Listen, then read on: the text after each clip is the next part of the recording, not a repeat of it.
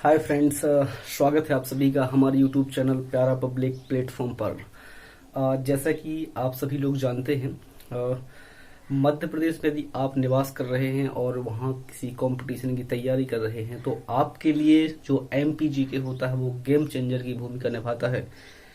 इसी को ध्यान में रखते हुए हमने अपने चैनल पर एमपीजीके जो कि स्पेशली एमपीपीएससी प्री एंड पटवारी और एमपी कांस्टेबल और अन्य यानी कि जो भी मध्य प्रदेश में एग्जाम्स होते हैं कंपटीशन के और उनमें यदि एमपीजी की आती है, उन सब को ध्यान में रखते हुए हम अपनी एक श्रृंखला को शुरू करने जा रहे हैं, जिसमें से आज ये हमारा पहला वीडियो रहेगा।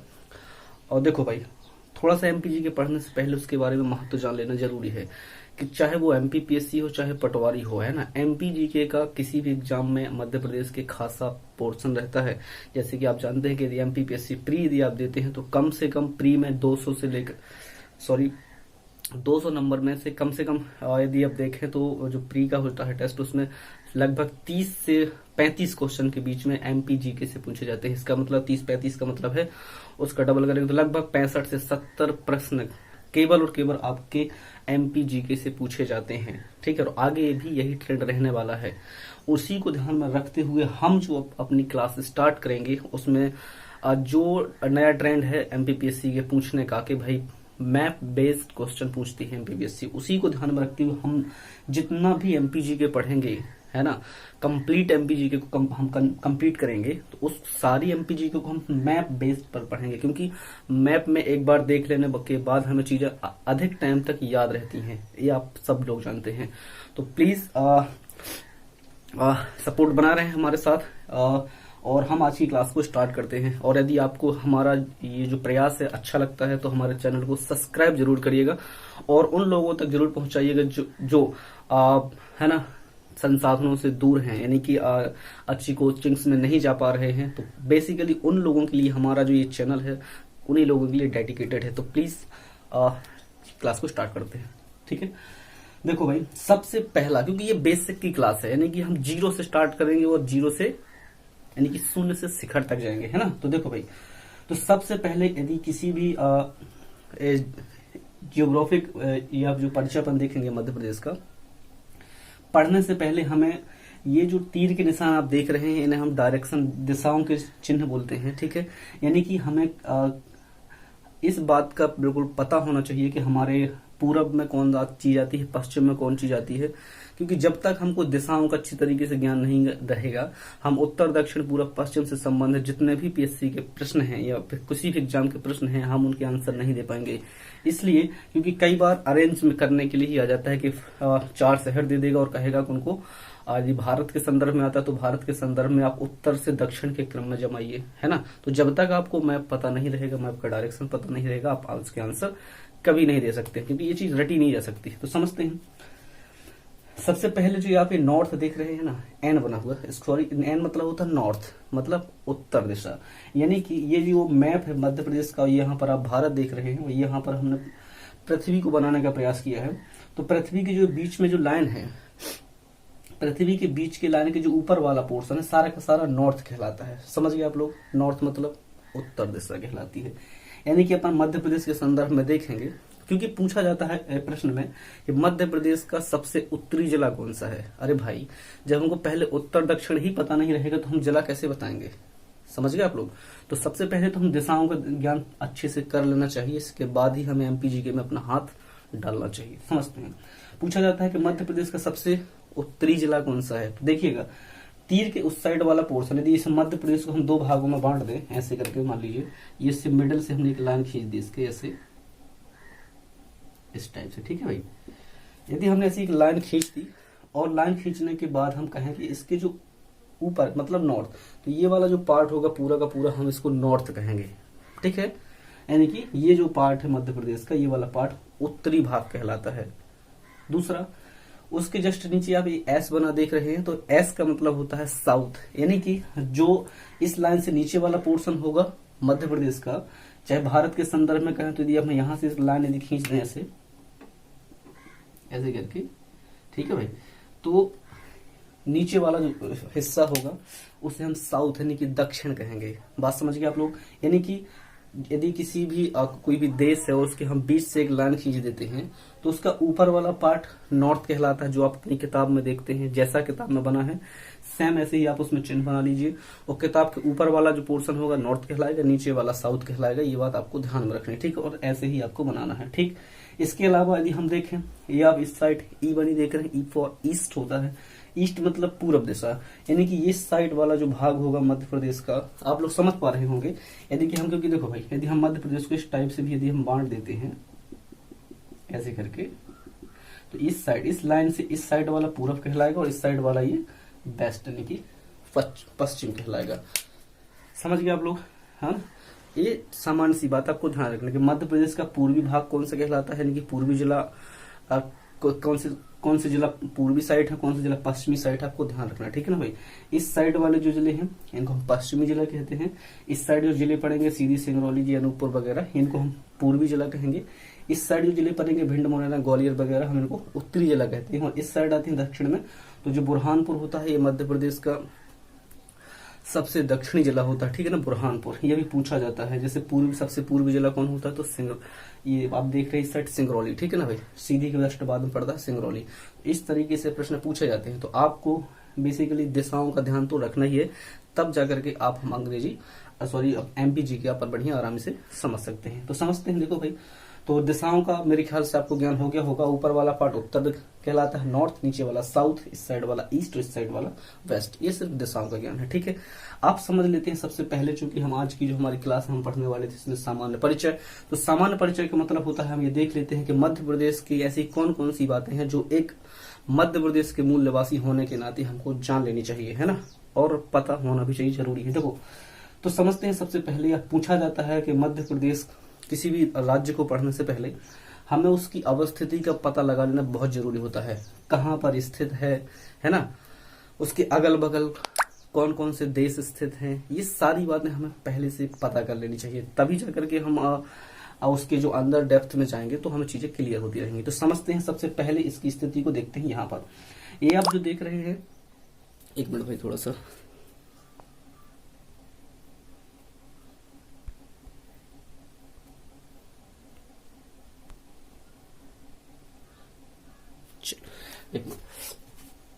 हाँ, तो ये जो आप देख रहे हैं ये मैप, ये जो बना हुआ है, ये मैंने भारत बनाने का प्रयास किया हुआ है। ये भारत है। भारत जो है एक, हम जानते हैं, एशिया महादेश का एक देश है, ठीक है ना भाई। एशिया महाद्वीप में ये देश पड़ता है भारत, है ना, जो कि विश्व में जनसंख्या के मामले में दूसरे स्थान पर है। समझ गए आप लोग? इसमें तो आगे हैं सब लोग, मतलब आगे हमारा देश बहुत आगे है, देखिएगा।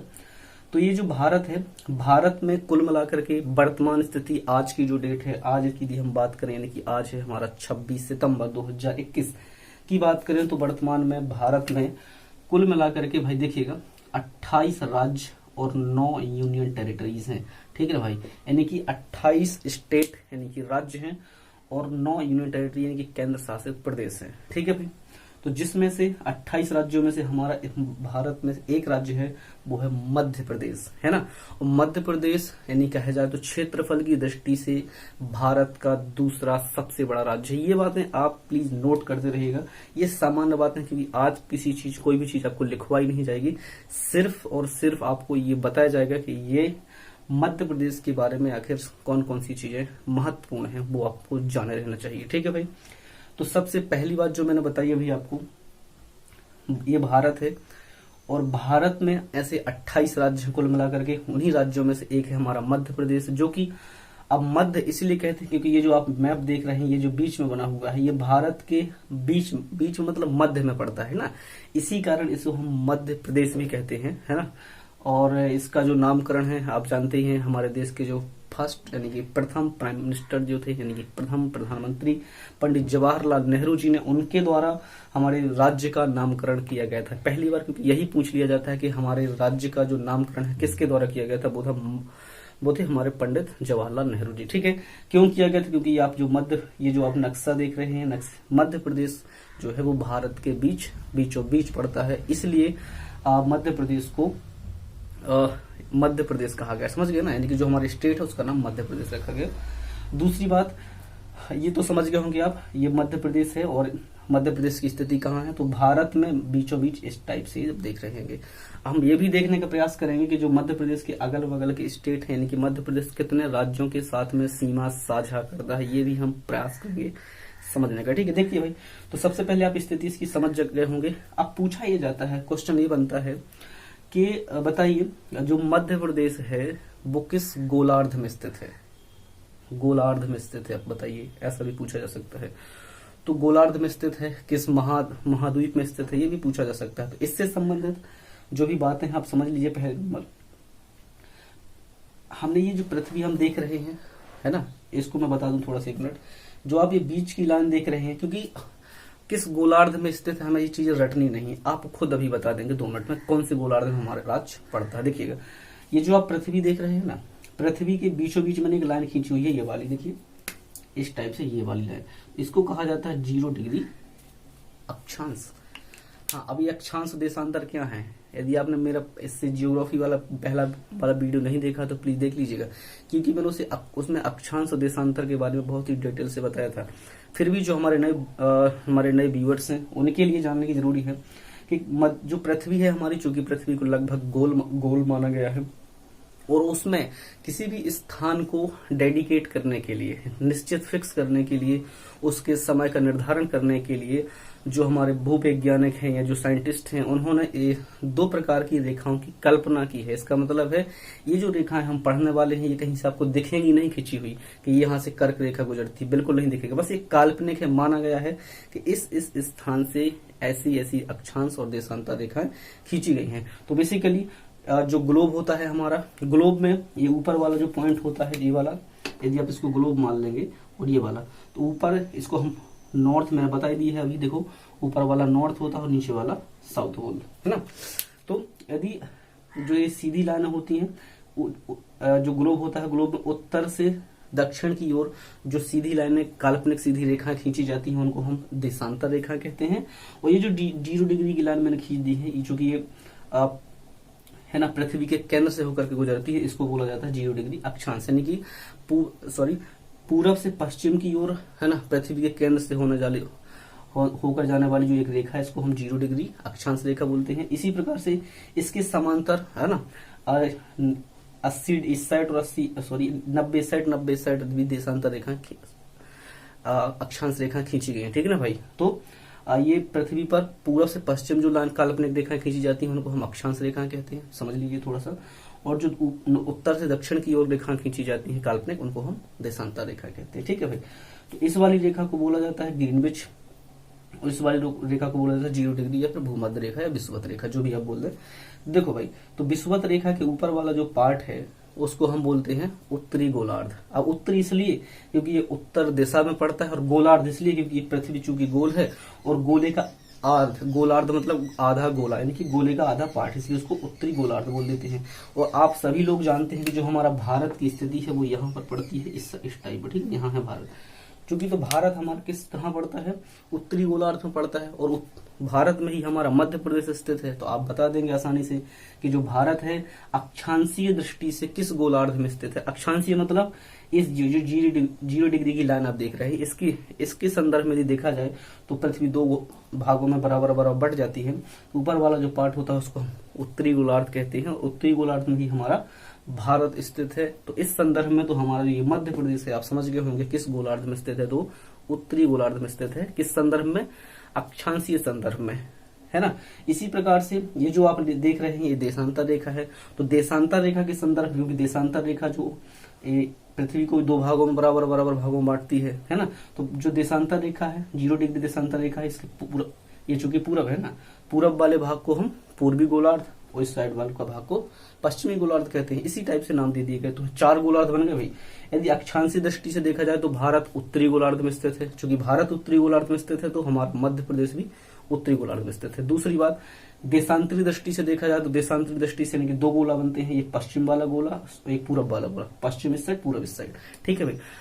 तो भारत किस गोलार्ध में स्थित है भाई, यानी कि पूरब वाले गोले में, यानी कि पूर्वी गोलार्ध में स्थित है। तो पूछा जाता है प्रश्न आपसे कि हमारा जो भारत है वो देशांतरीय दृष्टि से किस गोलार्ध में स्थित है, तो पूर्वी गोलार्ध में स्थित है।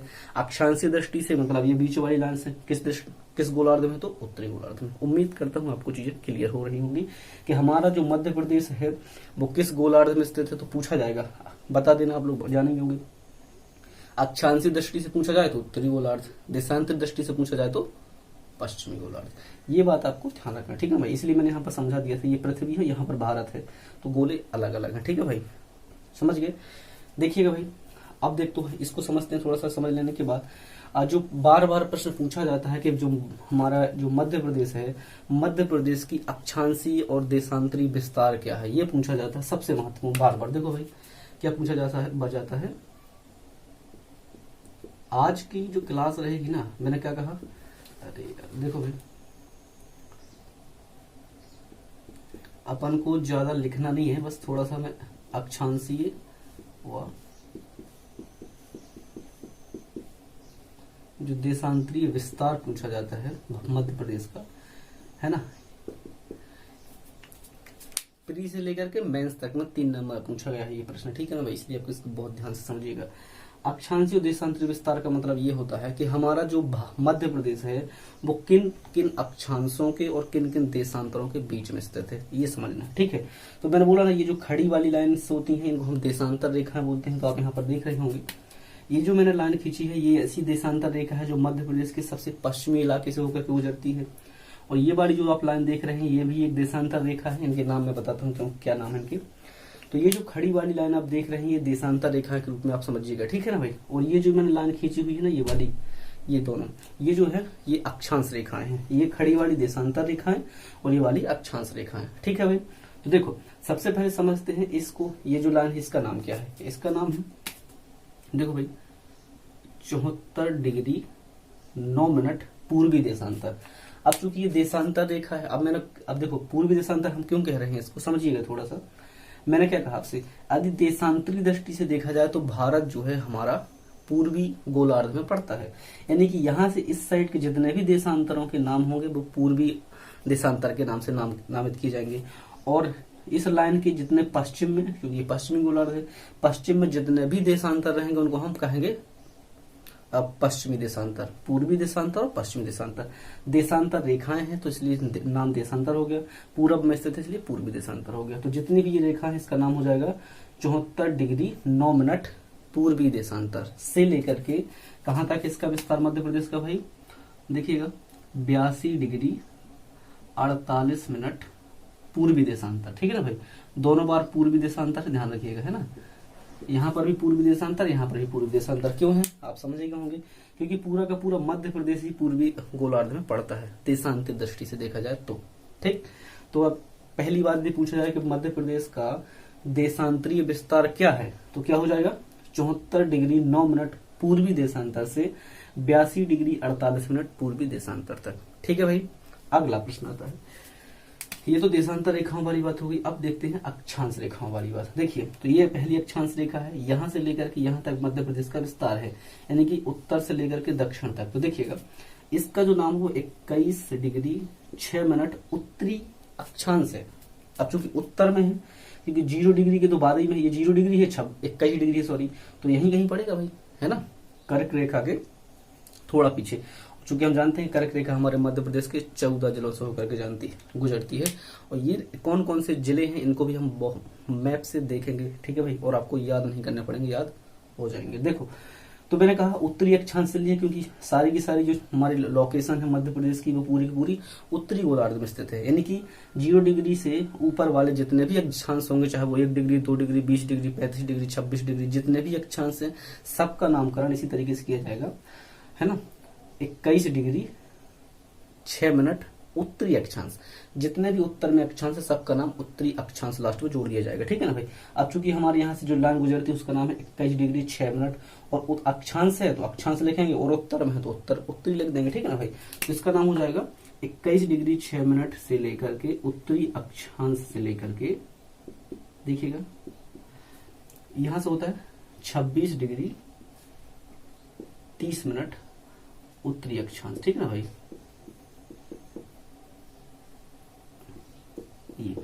तरीके से आपसे पूछा जाए, कभी भी पूछा जाए कि मध्य प्रदेश का अक्षांशीय और देशांतरी विस्तार क्या है, तो मैं उम्मीद करता हूं कि आप लोग बता देंगे और कंफ्यूज नहीं होंगे कि पूर्वी देशांतर 2 बार कैसे आ गए। दोनों बार है, क्यों? क्योंकि यदि देशांतरी दृष्टि से देखा जाए तो हमारा पूरा मध्य प्रदेश ही पूर्वी गोलार्ध में पड़ता है। तो पूर्वी गोलार्ध के जितने भी देशांतरों के हम नाम लिखेंगे, एक एक अलग अलग देशांतर है ना, 1 डिग्री देशांतर, 2 डिग्री से लेकर के 180 डिग्री देशांतर तक होता है। इसी प्रकार से अक्षांशों की बात करें तो 0 डिग्री से लेकर के 90 डिग्री तक होता है अक्षांश, ठीक है ना भाई। तो जितने भी अक्षांशों के नाम करेंगे तो उत्तर में होगा तो उत्तरी अक्षांश कह देंगे, है ना। और देशांतरों के नामकरण करेंगे तो यदि पूरब में है तो पूर्वी देशांतर, इस साइड कहीं होता तो पश्चिमी देशांतर कह देते, ठीक है ना भाई। तो इसीलिए मध्य प्रदेश का जो अक्षांशीय और देशांतरीय विस्तार है, कभी आपसे पूछा जाता है तो आप याद रखिएगा 74 डिग्री 9 मिनट पूर्वी देशांतर से लेकर के 82 डिग्री 48 मिनट पूर्वी देशांतर तक है, ठीक है ना भाई। अब 82 डिग्री आप समझ गए होंगे, क्योंकि यहीं कहीं से जस्ट बगल से ये सिंगरौली जिला देख रहे हैं आप, सीधी के जस्ट बगल से सिंगरौली पड़ता है। तो आपसे कभी पूछा जाए कि इसके जस्ट बगल से, क्योंकि देखो आप सभी लोग जियोग्राफी पढ़े होंगे कभी भी, तो आप जानते हैं कि हमारे देश का जो मानक समय है ना, वो किस देशांतर से लिया जाता है, तो 82.5 डिग्री देशांतर, पूर्वी देशांतर से लिया जाता है ना। तो वो यहीं से गुजरता है। 48 है ना, ये थोड़ा और जाएंगे तो 30 मिनट जब हो जाएगा ना, तो वो 82.5 डिग्री पूर्वी देशांतर से हमारे जो देश का मानक समय लिया गया है।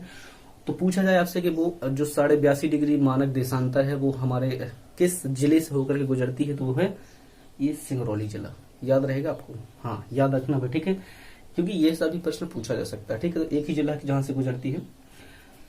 दूसरी बात देखिएगा भाई,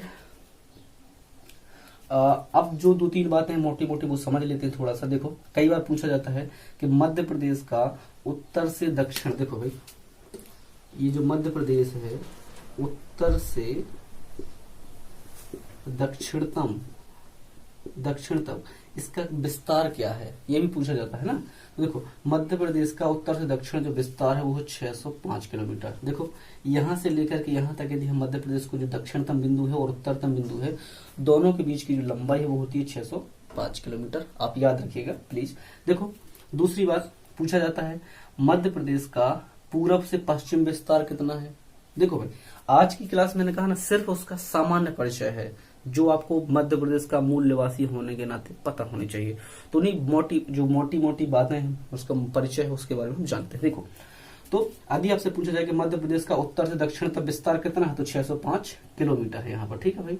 दूसरा पूछा जाता है पूरब से पश्चिम कितना विस्तार है भाई, ये भी तो पूछा जा सकता है। तो देखिएगा यदि आपसे पूछा जाए कि मध्य प्रदेश का जो है क्या नाम से पूरब से पश्चिम विस्तार कितना है, तो इसका होता है 870 किलोमीटर। ये आप ध्यान रखिएगा, ठीक है भाई, ये आपको ध्यान रखना है, क्योंकि ये पहले भी पूछे जा चुके हैं ये चीजें जो मैं आपको बता रहा हूं, है ना, और आगे भी पूछे जाएंगे। और एक चीज और आप लोग यहाँ ध्यान रखिएगा प्लीज, यदि आप सीरियसली किसी कंपटीशन की तैयारी कर रहे हैं मध्य प्रदेश में रह करके, तो सारी की सारी चीजों को प्लीज मैप से पढ़ने की प्रयास करिएगा, क्योंकि चीजें रटने के लिए यार बहुत हैं, है ना। तो आप रटना तो पॉसिबल है ही नहीं, बस आप चीजों को समझ सकते हैं और समझ के आधार पर प्रश्न के आंसर भी दे सकते हैं, ठीक है। तो प्लीज देखिएगा इसको भाई, पूछा जाए जब भी आपसे कि मध्य प्रदेश का उत्तर से दक्षिणतम विस्तार कितना है, तो 605 किलोमीटर। पूर्व से पश्चिम विस्तार कितना है, तो 870 किलोमीटर। ये बात आपसे पूछी जा सकती है। दूसरी बात और भी आपसे पूछ ली, 2-3 बातें और जो आपसे पूछी जा सकती हैं उसको अपन देख लेते हैं। आप लिखते रहिएगा यदि आपको अच्छी चीजें लगती है, ये इंपॉर्टेंट लगती है। तो देखिए भाई सबसे महत्वपूर्ण जो बात है पूछी जाती है, ये समझ गए होंगे आप जो मैंने चीजें बताई थी। ये बताने का सिर्फ और सिर्फ एक ही मकसद है कि आपको चीजें थोड़ा सा क्लियर रहें कि आखिर हमारा मध्य प्रदेश कहाँ है। क्योंकि मैंने एक बार, मेरे एक भाई साहब हैं और वो लगभग कुछ दिनों से तैयारी कर रहे थे, है ना, तो उन्हें सिर्फ ये भी पता नहीं था कि हमारा जो हिमाचल प्रदेश है उसकी सीमा समुद्र से लगती है कि नहीं लगती है। समझ रहे हैं आप लोग। तो ये सब वही नतीजा है। देखो सबके साथ में ऐसा नहीं है, काफी लोग आप लोग बहुत समझदार है, लेकिन फिर भी यदि मैं इसलिए बता देता हूँ यदि गलती होनी हो तो वो गलती होने की गुंजाइश भी ना रह जाए, ठीक है ना भाई। तो समझ ही रहेगा कि कहाँ पड़ता है आखिर हमारा मध्य प्रदेश, है ना। तो मध्य प्रदेश मैंने कहा है मध्य प्रदेश बीच में पड़ता है भारत के, है ना। और सबसे महत्वपूर्ण बात यह है, यहाँ पर देखिएगा पूछा जाता है एक शब्द आप सुनेंगे,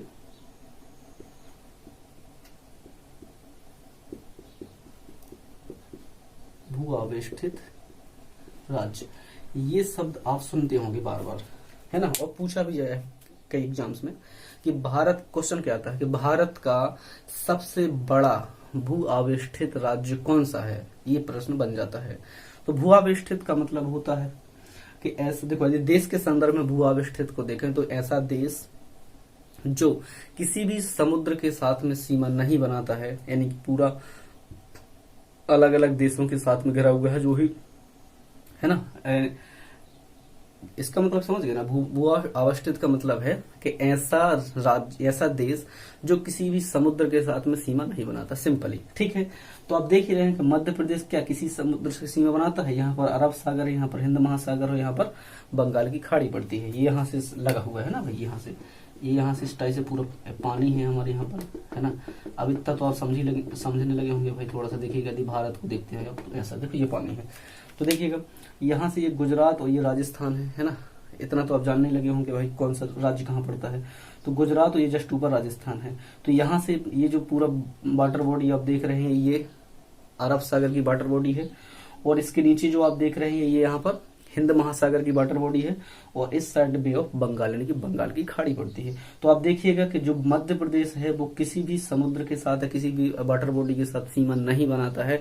इसलिए कहा जाता है कि जो हमारा मध्य प्रदेश है वो भारत का सबसे बड़ा भू आवेष्टित राज्य है। तो आप लोग प्लीज इस चीज को ध्यान रखिएगा, इस चीज को नोट कर लीजिएगा आप, ठीक है ना भाई। यहाँ से प्रश्न बन सकता है। दूसरा जो मैं आपको बताने वाला हूं, सबसे इंपॉर्टेंट बात है, बार बार एग्जाम से पूछी गई है कि निम्नलिखित में से कौन सा राज्य मध्य प्रदेश के साथ सीमा नहीं बनाता है। ऐसे भी प्रश्न पूछे गए हैं एग्जाम्स में और आगे भी पूछे जाएंगे। तो प्लीज आप बिल्कुल बढ़िया ध्यान से समझ लीजिएगा कि कौन सा ऐसा राज्य है जो मध्य प्रदेश के साथ सीमा बनाता है और कौन सा राज्य सीमा नहीं बनाता है, ठीक है भाई। तो सबसे पहली बात आप गिनती ही याद रखिएगा कि जो मध्य प्रदेश है वो भारत के ऐसे 5 राज्यों के साथ सीमा अपनी साझा करता है। अब वो राज्य कौन कौन से हैं, हम उनको सारे के सारे चीज देख लेते हैं, ठीक है। देखिएगा भाई, यहाँ से देखिएगा, एक लाइन में यहाँ खींच देता हूँ, एक 2 लाइन में यहाँ खींच देता हूँ, एक यहाँ खींच देता हूँ, एक यहाँ खींच देता हूँ, ठीक है। इस तरीके से देखिएगा, इस साइड यानी कि जो उत्तर है, ये उत्तर है ना, उत्तर दिशा में जो यहाँ पर है, यहाँ पर पड़ता है हमारे देश का एक राज्य है यूपी, ठीक। समझ पा रहे हैं आप लोग? देखो भाई, मध्य प्रदेश के उत्तर में कौन सा राज्य है स्थित है, तो वो है यूपी, यानी कि पहला राज्य जो मध्य प्रदेश के साथ में सीमा बनाता है वो है उत्तर प्रदेश, ठीक। क्लॉकवाइज चलते हैं तो यहाँ से लेकर के बाउंड्री बनती है यहाँ तक, ठीक है। यहाँ से यहाँ तक कौन सा राज्य पड़ता है? उत्तर प्रदेश पड़ता है। इसके बाद यहाँ से एक जिला जो है हमारे यहाँ पर सिंगरौली, और ये हमारे यहाँ पर बालाघाट, ठीक है भाई। और यहाँ पर ये सॉरी मुरैना है। तो देखो मुरैना से लेकर के यहाँ तक कुल मिलाकर के 14 जिले आते हैं, जो कि कहीं कहीं 13 भी लिखा मिलता है ना। इसको हम बाद में डिस्कशन करेंगे, लेकिन अभी जो आंकड़ा है अपने पास वो मान के चलिए आप 14 जिले हैं, क्योंकि सीधी की सीमा भी उत्तर प्रदेश के साथ में लगती है, ठीक है भाई, ध्यान रखिएगा। देखो मुरैना से लेकर के कुल मिलाकर के यहाँ तक टोटल 14 जिले हैं जो यूपी के साथ में सीमा साझा करते हैं। दूसरा, फिर ये सिंगरौली से अपन चलते हैं और ये बालाघाट, तो सिंगरौली से लेकर के बालाघाट तक ऐसे 7 जिले हैं, हाँ 7 जिले हैं, 6 नहीं, ठीक है भाई। मैं बताऊंगा कौन कौन से जिले हैं। तो ये जो राज्य पड़ता है यहाँ पर ये छत्तीसगढ़ है, ठीक है भाई, देखिएगा छत्तीसगढ़, ठीक है भाई। पूछा जाए आपसे कि मध्य प्रदेश की पूर्व दिशा में कौन सा राज्य स्थित है, तो वो है छत्तीसगढ़। और छत्तीसगढ़ कितने जिलों के साथ में सीमा साझा करता है? वो है 7। अब ये जिले कौन कौन से हैं ये भी बहुत महत्वपूर्ण हो जाता है, क्योंकि मैंने कहा ना भाई, सारी चीजें मैप बेस पूछी जाती है। यदि आपसे पूछ लिया जाए कि निम्नलिखित में से कौन सा जिला छत्तीसगढ़ के साथ सीमा साझा नहीं करता है, तो आप फंस जाएंगे यदि आप मैप नहीं देखे रहेंगे तो। और यदि आप एक बार मैप देख लेंगे तो आपको कोई डाउट नहीं होगा। मैं दिखाता हूँ आपको कौन कौन से जिला पड़ते हैं, पहले आप समझ लीजिएगा। तो पहला राज्य जो मध्य प्रदेश के साथ सीमा साझा करता है उत्तर प्रदेश, दूसरा छत्तीसगढ़। छत्तीसगढ़ के बाद आगे चलते हैं तो यहाँ से लेकर के यहाँ तक ये बालाघाट है, और बालाघाट के बाद ये पड़ता है अलीराजपुर, ठीक है। यहाँ पास ये है अलीराजपुर। तो बालाघाट से लेकर के अलीराजपुर तक ऐसे कुल मिलाकर के 9 जिले हैं, और जो 9 जिले हैं वो किसके साथ सीमा साझा करते हैं भाई? महाराष्ट्र के साथ। समझिए रहिएगा आप लोग भाई, है ना। क्लास को ज्यादा बड़ा नहीं करेंगे, आज सिर्फ एक परिचय रहेगा, और इसके बाद जो भी क्लासें हम कंटिन्यू करेंगे वो सिलेबस के बेस्ड रहेंगी, सारी की सारी चीजें क्रम से रहेंगी, ठीक है भाई। तो आज का परिचय आप लोग मिस मत करिएगा, इसको पूरा देखिएगा जहां तक आप देख पा रहे हैं। देखिएगा, पूछा जाए कि तीसरा राज्य, तो पहला यूपी, छत्तीसगढ़ और इस साइड कौन सा हो गया? महाराष्ट्र। महाराष्ट्र कितने जिलों के साथ सीमा साझा करता है? तो वो है 9 जिले। ठीक है भाई, आगे चलते हैं। तो ये जो लाइन आप देख रहे हैं, ये लाइन अलीराजपुर जिले की बाउंड्री है और यहाँ पर यानी कि महाराष्ट्र आ जाता है। और यहाँ ये जो लाइन आप देख रहे हैं झाबुआ है। तो अलीराजपुर और झाबुआ ये 2 जिले ऐसे हैं जिसकी सीमा जो किससे, गुजरात, है ना, गुजरात के साथ सीमा साझा होती है। तो चौथा राज्य कौन सा हो गया? गुजरात। 5वां राज्य देख लीजिएगा, यहाँ झाबुआ से लेकर के मुरैना तक एक राज्य पड़ता है, इसका नाम है